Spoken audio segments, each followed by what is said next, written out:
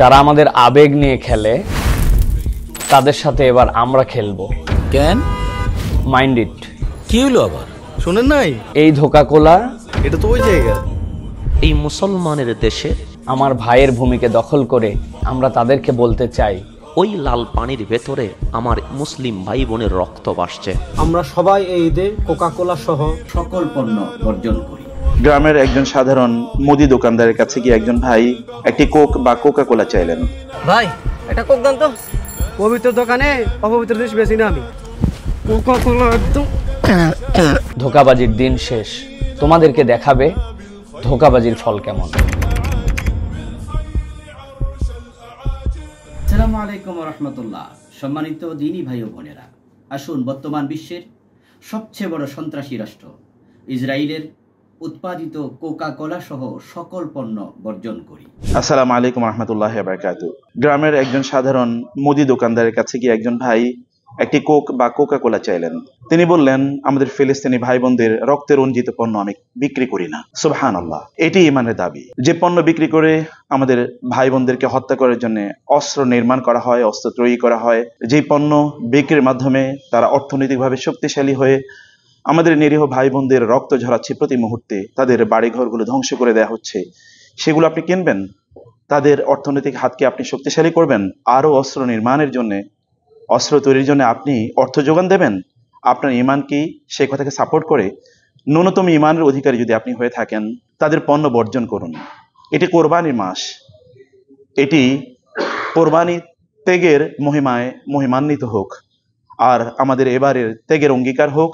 তাদের পণ্য আমরা বর্জন করব, যারা ইসলাম এবং মুসলিমদের বিরুদ্ধে অনন্ত যুদ্ধে অবতীর্ণ হয়েছে।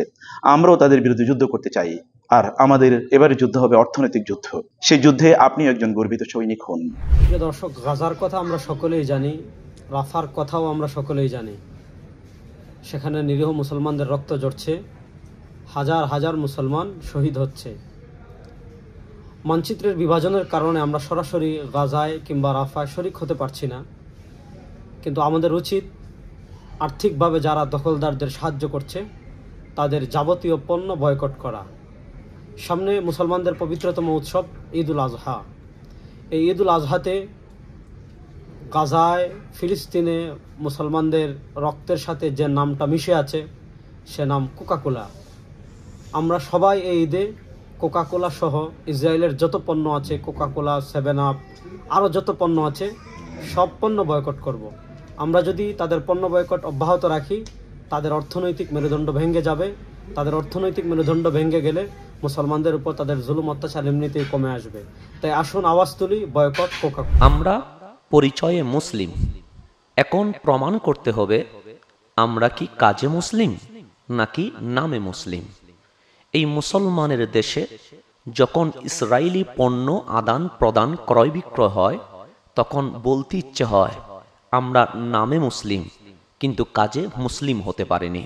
যখন কোকাকোলা, পেপসির লাল পানীয়গুলো আপনি আমি দেখি, তখন মনে হয় শুধু পানীয় দ্রব্য, কিন্তু আমার মনে হয় ওই লাল পানির ভেতরে আমার মুসলিম ভাই বোনের রক্ত ভাসছে। কারণ তাদের লাভ্যাংশের টাকা দিয়ে অস্ত্র কেনা হয়, আর সেই অস্ত্র দিয়ে আমাদের পবিত্র স্থান মসজিদে আকসা রক্তাক্ত হয়, ফিলিস্তিনের ভূমি রক্তে রঞ্জিত হয়। তাই মুসলিম হিসেবে আমাদের দায়িত্ব ইসরায়েলি পণ্য বয়কট করা। আজ থেকে আমাদের স্লোগান হবে কোকাকোলা, পেপসি সহ যত ইসরায়েলি পণ্য সামগ্রী আছে সকল কিছু আমরা বয়কট করব। এটাই আমাদের ঈমানি দাবি। আসুন সবাই ঐক্যতার সাথে ইসরায়েলি পণ্য কোকাকোলা, পেপসি বয়কট করি, এবং আমরা রব্বুল আলামিনের দরবারে স্বচ্ছ থাকি। আমরা ফিলিস্তিনের পক্ষে যুদ্ধ করতে না পারলেও অর্থনৈতিক যুদ্ধে আমরা অংশগ্রহণ করেছি। যারা আমাদের আবেগ নিয়ে খেলে তাদের সাথে এবার আমরা খেলবো। Mind it. ধোকাকোলা আমি খাই না, আপনি কি খান? মনে রাখবেন, এই ধোকাকোলা তারা সমকামিতাকেও প্রমোট করে এবং সকল শয়তানি এক সূত্রে গাঁথা। যারা আমার দেশ, আমার ভাইয়ের ভূমিকে দখল করে ফ্যাক্টরি বানিয়ে তারাই আবার আমাদেরকে বুঝাতে চায় যে এই ফ্যাক্টরি সেখানেও আছে, আমরা তাদেরকে বলতে চাই ধোঁকাবাজির দিন শেষ, এবার তৌহিদি জনতার বাংলাদেশ তোমাদেরকে দেখাবে ধোঁকাবাজির ফল কেমন।